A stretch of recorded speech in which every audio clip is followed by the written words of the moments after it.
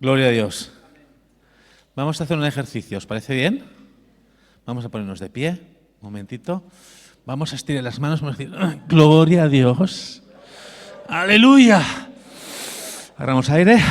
Venga, nos sentamos. Hay que oxigenar el cuerpo, porque mucho tiempo sentado no ayuda ni a la circulación ni a la concentración. ¿Sí? Antes de compartir esta palabra, este breve mensaje, quiero hacer con vosotros una pequeña dinámica. Este es un mensaje misionero, por supuesto.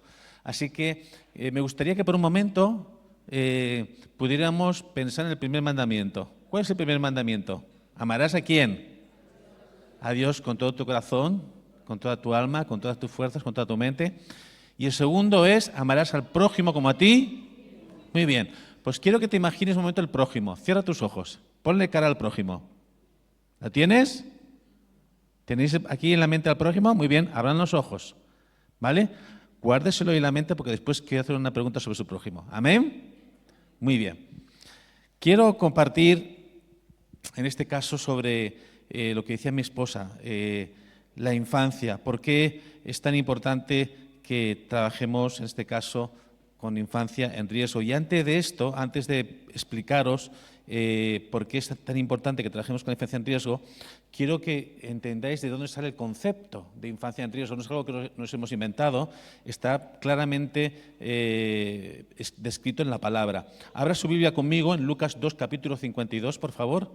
Evangelio según San Lucas, capítulo 2, versículo 52. Por si acaso, como han visto, esta prédica se titula Los niños expósitos del siglo XXI. Muy bien. ¿Qué dice la Escritura aquí? La Escritura dice que Jesús crecía ¿en qué? ¿Y qué más? Y en gracia para con Dios y los hombres. Muy bien. Cuando yo enseño sobre este versículo en la iglesia, yo siempre pregunto lo mismo. ¿Qué fue necesario para que Jesús creciera en estatura? ¿Qué tuvo que hacer? A ver, ¿qué tuvo que hacer? Tuvo que comer, ¿no? Amén. Muy bien. ¿Qué hizo falta para que nuestro Señor Jesucristo creciera en sabiduría? Él tuvo acceso a la educación de ese tiempo, pero también tuvo acceso a la Escritura, ¿verdad? Muy bien. ¿Qué hizo falta para que creciera en gracia delante de Dios y de los hombres? Pues tuvo que tener una relación espiritual con Dios Padre, pero también tuvo una relación emocional con la familia, con la comunidad, ¿sí?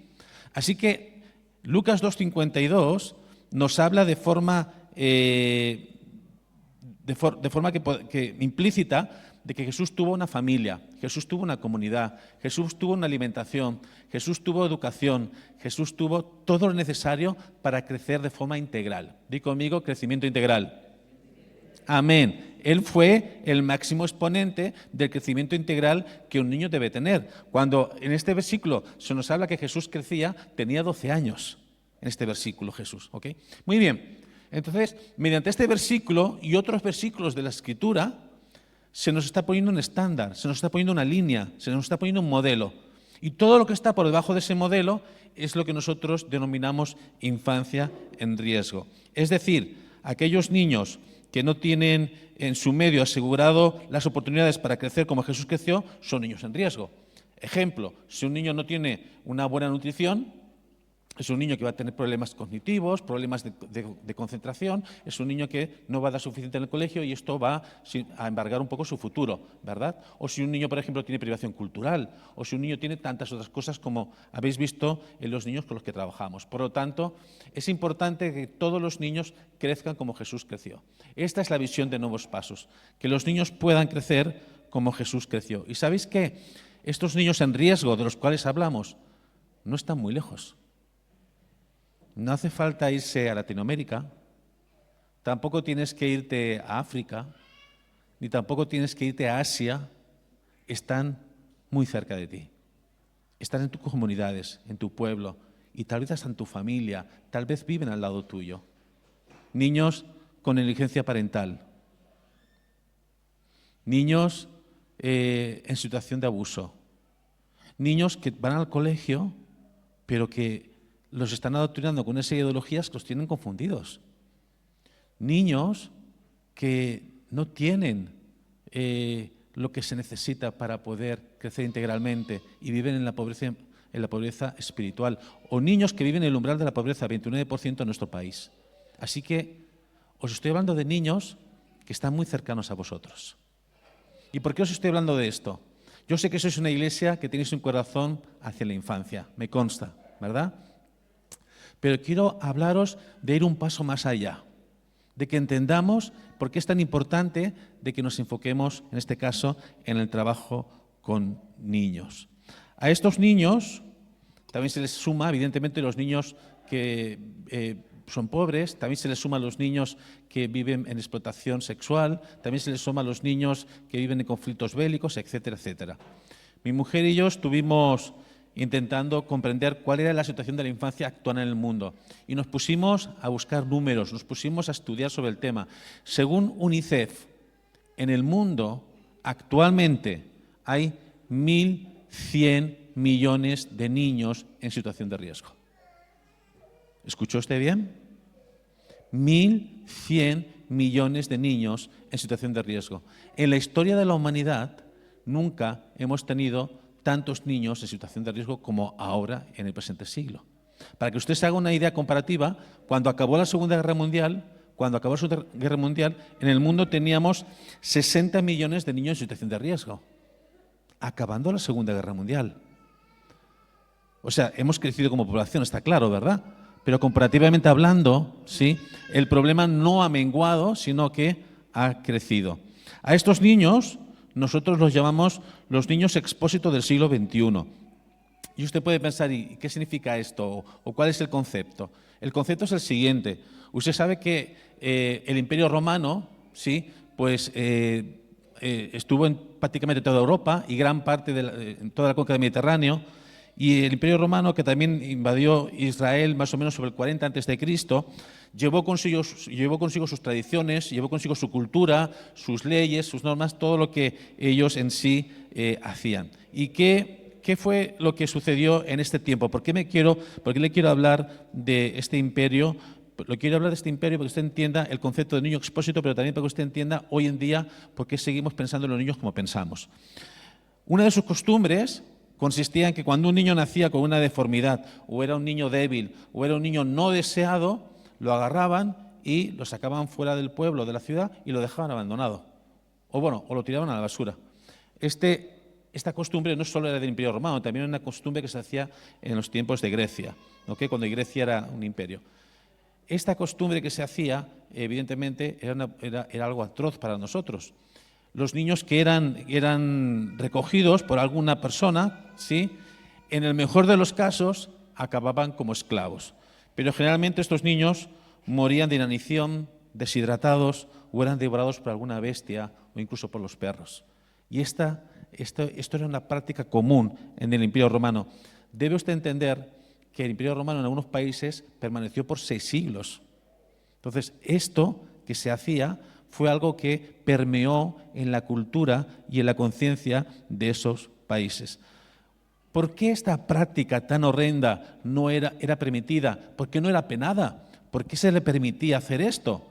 Pues mire, se le permitía hacer esto a los padres en el Imperio Romano porque en la legislación romana, ¿sí?, los niños eran una propiedad.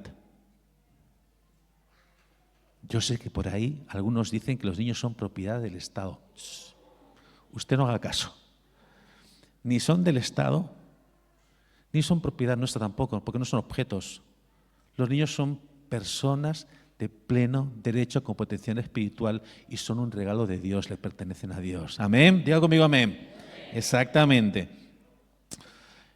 La palabra de Dios dice en el Salmo 127, he aquí, herencia de Dios son los hijos, ¿verdad? Esta práctica de los antiguos romanos, que como le dije antes, estuvo por muchos siglos, es una práctica que permeó las diferentes culturas y esto de alguna forma nos hizo tener un concepto de los niños dentro de la cultura grecorromana que no era la propia de la escritura, bien dicho, ¿no? Fíjese que dentro de nuestra cultura, en la cultura grecorromana que hemos heredado, el niño es una responsabilidad, y es cierto, el niño es una responsabilidad.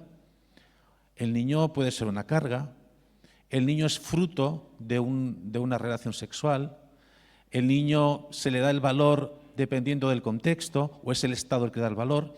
Todo esto viene dentro de nuestra cultura grecorromana, pero en las Escrituras el niño no está definido por todo esto. El niño está definido porque es un regalo de Dios. Y eso es un concepto muy diferente a ese concepto que hemos arrastrado culturalmente y que sin duda alguna nos ha pasado factura. A estos niños abandonados en la basura, a estos niños que han dejado fuera de los pueblos y que casi siempre morían, se le llamaban los niños expósito, que significa los niños echado afuera. Eso es lo que significa la palabra expósito. Usted puede pensar, bueno, esto es una barbaridad, madre mía, gracias a Dios, esto no pasa hoy.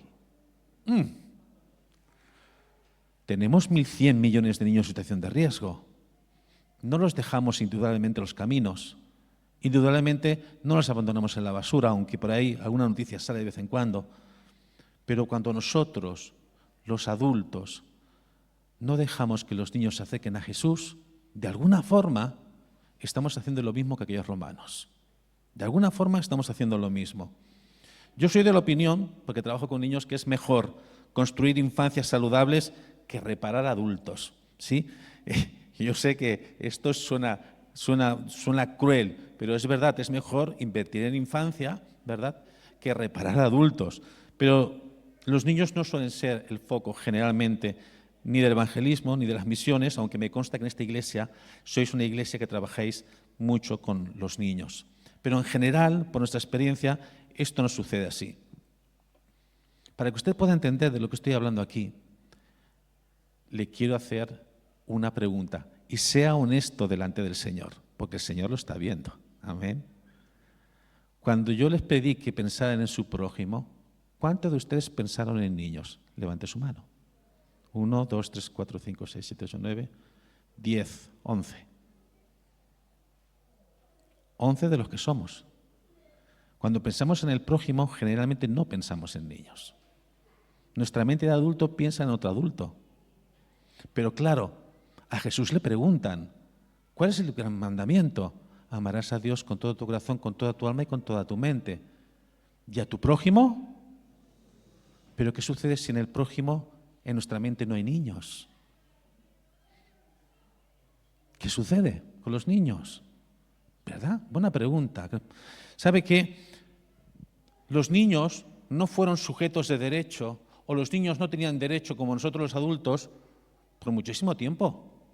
Usted lee sobre cualquier historiador y usted ve las constituciones que hay desde el tiempo de Grecia, donde había un sistema parlamentario también en la antigua Roma, ¿sí? Y los niños no tenían derechos. Nosotros los adultos sí, estábamos reglados por órdenes, por normas, por leyes. O sea, lo que quiero que entienda es que los niños son sujetos de pleno derecho desde 1959. ¿Por qué? ¿Por qué no normamos ante sus vidas? Porque se creían que los padres eran los suficientes responsables, sabios e inteligentes para llevar adelante a sus hijos. ¿Pero esto es lo que la historia nos ha enseñado? No, esto no es lo que la historia nos ha enseñado. 1.000 millones de niños en riesgo. Estos son los niños expósito del siglo XXI. ¿Qué es lo que Jesús nos pide como iglesia? ¿Qué es lo que Jesús hizo con los niños? Pues mire, Jesús vivió en tiempos del Imperio Romano, ¿verdad? Y él dijo algo muy sencillo. Está en Marcos capítulo 10, versículos del 13 al 16. Marcos 10, del 13 al 16. Y dice la palabra así. Y le traían niños para que les tocara, pero los discípulos reprendían a quien les traían los niños. ¿Quién impedía que los niños llegaran a Jesús? Los adultos. Los adultos impedían que los niños llegaran a Jesús. ¿Por qué? Bueno, esa es la pregunta, ¿verdad? Al ver esto, Jesús, ¿qué hizo? ¿Se alegró o se indignó? Se indignó, o sea, se enfadó. Jesús se enfadó y dijo, dejad que los niños vengan a mí. Este mandato, dejad que los niños vengan a mí, sigue vigente. Sigue vigente porque Jesús todavía no ha regresado. Dejad que los niños vengan a mí. Dejad que los niños vengan a mí. Fíjate que al adulto Dios le dice, predica el evangelio, discípulalo en el nombre de Jesús, hazlo discípulo, ¿verdad? Al niño es, deja que el niño venga a mí, porque somos nosotros adultos quienes tenemos que llevar a los niños a Jesús, a diferencia del adulto que va por sí solo. Dejad que los niños vengan a mí y no se lo impidáis, porque de los tales es el reino de Dios. Y los agarraba y los abrazaba y los bendecía. Yo creo que con su ejemplo Jesús nos dijo qué teníamos que hacer, que es bendecir a los niños. Ahora, yo quiero preguntarte, ¿tienes en tu foco el bendecir a los niños que hay en tu comunidad? ¿En tu bloque de pisos? ¿En tu familia? ¿Los niños que ves, que sabes que tienen necesidad? ¿Está en tu foco? ¿Forman parte los niños de la vida de la iglesia? Porque que los niños vayan a la escuela dominical, eso sí, claro. Pero ¿cuantísimos niños podrían agarrar la bandeja de la Santa Cena, por ejemplo? Porque el que ministra la Santa Cena es el pastor, ¿verdad? ¿Cuantísimos niños no podrían pasar la ofrenda? ¿O cuántos niños no pueden estar en la alabanza, por ejemplo? Evidentemente, porque han aprendido a tocar instrumentos. ¿En nuestra vida están los niños, en la vida de iglesia? Porque ese es el siguiente paso, que los niños formen parte de la vida de iglesia. Jesús nos dio un ejemplo, sin embargo nuestra cultura, nuestra herencia grecorromana y nuestra forma de ver el Evangelio como adultos, no siempre le damos el valor que tiene. Para que usted pueda entender el valor que los niños tienen en la Escritura, me gustaría invitarle a que usted leyera conmigo Deuteronomio capítulo 6, por favor. Deuteronomio capítulo 6, versículos del 4 al 7. En Deuteronomio capítulo 6, versículos del 4 al 7, quiero que usted pueda entender esto. Esta oración es el Shema Israel. El Shema Israel es la oración más sagrada del pueblo de Israel. El Shema Israel es una oración que los niños aprenden desde que son muy pequeñitos en Israel, como nosotros aprendimos el Padre Nuestro cuando éramos chiquititos, ¿vale? Entonces el Shema Israel es una oración muy importante. Y mire lo que dice Deuteronomio capítulo 6 del 4 al 7. Oye Israel, o sea, Shema Israel. Dios nuestro Dios, Dios uno es. Y amarás a Dios con todo tu corazón y con toda tu alma y con todas tus fuerzas. Y estas palabras que yo te mando hoy estarán sobre tu corazón y las repetirás ¿a quién? ¿A quién? A tus hijos. Muy bien, lo voy a dejar aquí. Es un poco más largo, pero lo voy a dejar aquí. La oración más sagrada del pueblo de Israel tiene implícito tres conceptos. El primero, amar a Dios. El segundo, que esas palabras sean una verdad en tu corazón. Y el tercero, que tus hijos aprendan que Dios los ama. Dentro de la oración más santa del pueblo de Israel está implícito el cuidado hacia los niños. El cuidado hacia los niños.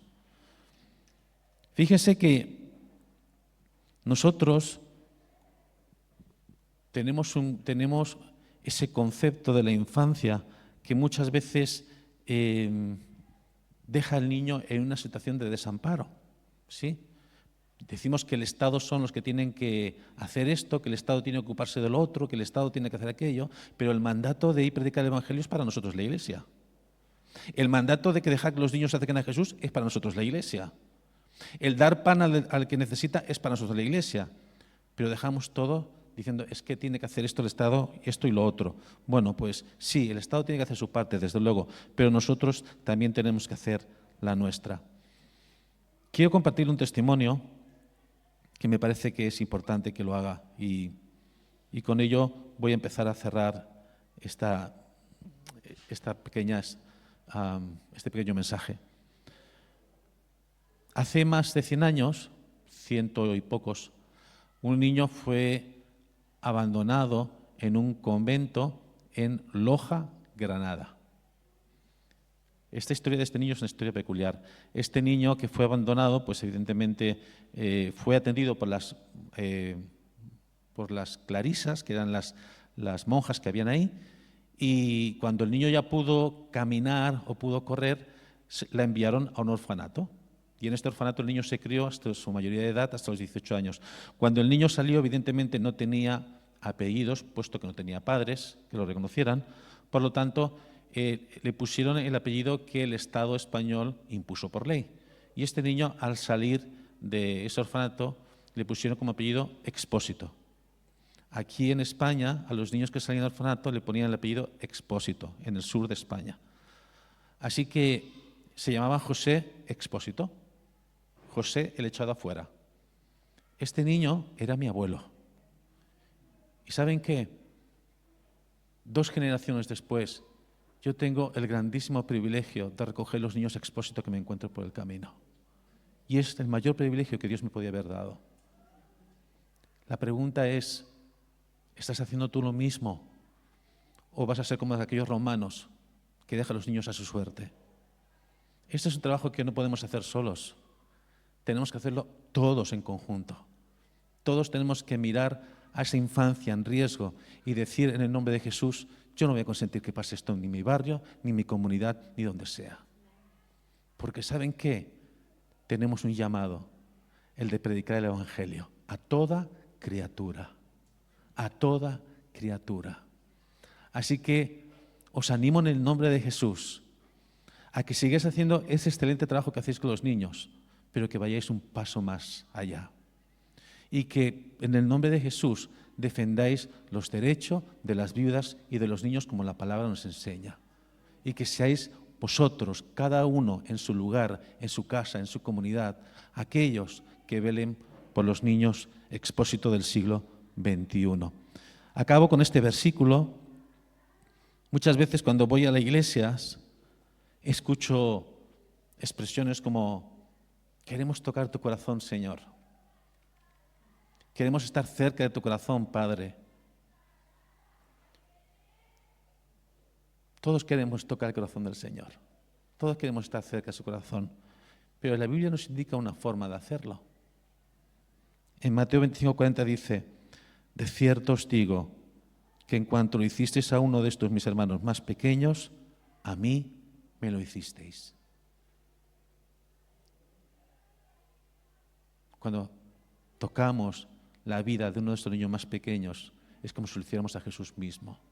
Así que yo no encuentro ningún motivo menor que este. O sea, la gran comisión, el dejar que los niños se acerquen a Jesús y el tocar el corazón de Jesús a través del trabajo con niños, creo que son razones muy importantes para extender el reino de Dios en la infancia. Me gustaría acabar con una oración, por favor, ¿sí? Póngase de pie ahí donde está, por favor. Gracias, Señor. Gracias, Señor. Cierra tus ojos ahí donde estás. Amén. Y me gustaría que tuviéramos un tiempo de estar delante de papá. Siempre Dios está con nosotros, ¿verdad? Él está en nuestro corazón siempre. Pero de ser conscientes de su presencia y preguntarnos, ¿estoy dejando que los niños se acerquen a Jesús o no estoy haciendo nada? Y si no estoy haciendo nada, entonces, ¿dónde estoy posicionado? Queremos ser tus manos, Señor. Queremos ser tu abrazo, Señor. Y abrazar a cuantos más niños podamos mejor en tu nombre. Queremos ser, Padre, ese pan que alimenta, pero también dar el pan de vida que eres tú, Jesús.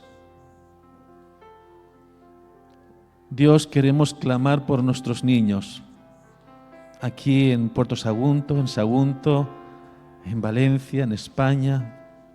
Queremos reclamar esos niños para tu gloria. Queremos que generaciones se levanten para tu gloria. Te pedimos que nos des la sabiduría, Señor, pero también que podamos aprovechar las oportunidades que tenemos en el día a día. Queremos las estrategias, pero también ser obedientes y no dejar pasar la oportunidad. Padre, yo te doy gracias por esta iglesia, Señor, que apoya las misiones y que nos ayuda a extender el reino de Dios entre la infancia y sus familias, Señor. Gracias, Padre. Gracias. Gracias, Señor. Mantenga sus ojos cerrados, por favor. Si tienes en tu corazón o has recibido en tu corazón la carga de mirar por los niños de forma específica, ya sean los de tu familia, ya sean los, si quieres hacerlo de cualquier otra forma, ahí donde estás, con tus ojos cerrados, por favor, levanta tu mano y déjame orar. Aleluya. Gracias, Padre. Gracias, Señor. Gracias, Padre, porque tú eres el Dios que pone en nuestro corazón tanto el querer como el hacer, Señor. Yo te pido en el nombre de Jesús, Señor, yo te pido en el nombre de Jesús, Padre, que tú nos ayudes a ver, Padre, a ver, Señor. Y cuando me refiero a ver, me refiero a que podamos ver en esa población que tenemos alrededor nuestro, no solo los adultos, también las necesidades que los niños tienen, papá. Gracias, Señor. Yo te pido que tú los uses con tu poder y autoridad. En el nombre de Jesús, en el nombre de Jesús, por favor, adore al Señor, adore al Señor. Eso es un tiempo también de adoración. Adore al Señor, adore al Señor, aleluya. Gracias, Padre. Gracias, adórale, adórale. Aleluya, santo, santo, santo. Aleluya. Yo siento que esta iglesia, Señor, ya es un faro en medio de la oscuridad, pero va a ser un faro reluciente para muchos y muchos niños, no solo en Sagunto, sino en muchos sitios más. Que tú vas a llevar personas de esta iglesia a trabajar con niños a muchos lugares. Aleluya. Yo te doy gracias, Padre, porque tú estás poniendo una confirmación en corazones, porque tú estás hablando mediante tu Espíritu Santo en el nombre de Jesús. Porque nosotros no somos personas sin autoridad ni poder, sino que tenemos autoridad de lo alto y el poder del Espíritu Santo en nosotros para predicar ese evangelio del cual no nos avergonzamos, sino en el cual creemos y que transforma vidas en el nombre de Jesús. En el nombre de Jesús. Oh sí, Señor. A ti sea toda la gloria. Sigue adorándole, sigue adorándole. A ti sea toda la gloria. Tú eres digno. Sí, Señor, gracias. Gracias, gracias, gracias. Ora bashara bamasandaranasia. Aleluya. Adórale, adórale, adórale. Aleluya, gracias. Bendito tú seas, bendito tú seas. Yo te adoro y te bendigo, Padre. Gracias, Señor. A ti sea toda la gloria. Gracias, Padre.